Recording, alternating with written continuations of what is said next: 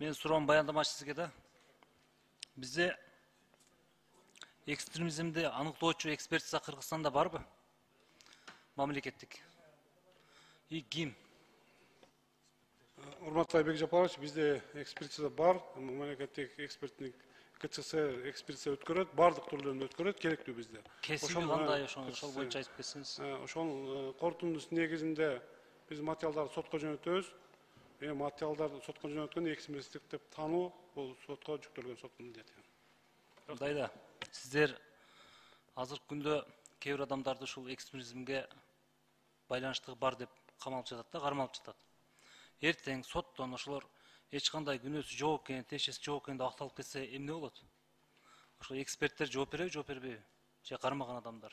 Урматтуу Айбек Жапарович, эгерде мыйзамсыз болуп табылса сот аркылуу, анда да ошол керектүү кызматкерлер, эксперттер дагы жоопко тартылышат баардыгы. Рахмат. Бизде ошол именно ушул экстремизм боюнча эксперттердин дагы ишин карап коюшубуз керек да.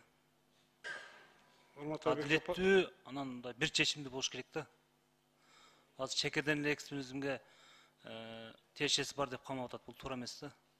Эгерде чындыгында тиешеси болсо, ондо аягына чейин караш керек. Сот актап чыгып кетип атпайбы, тиешеси жок деп кээ бирлерчи. Ошондуктан мен айтар элем, күчтүү мындай диалог, түшүнүгү бар, жакшы адамдар ушу экспертизанын чечимин так чыгара турган адамдарды ошол жака коюшубуз керек да. Себеби азыр ошондой билими жоктор деле келип бир тараптуу чечкендер болуп атат да, андай болбош керек.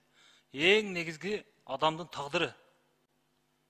Калган бардык нерсе убактылуу. Адамдын тагдырынын жаман жака бурулуп кетишине себепкер ошол эксперттер болуп жатат бул жерде. Эксперттердин айынан тергөөчүлөр чечим чыгарып атат. Эксперттердин айынан соттор чечим чыгарып атат. Эксперттердин айынан үй бүлөлөр жокко чыгып кетип атат. Бул болбойт, туура эмес.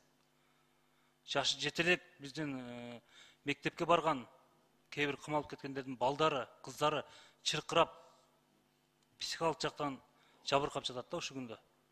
Ошон үчүн эксперттердин дагы ишин карап коюңуздар. Рахмат, урматтуу Айбек Жапарович.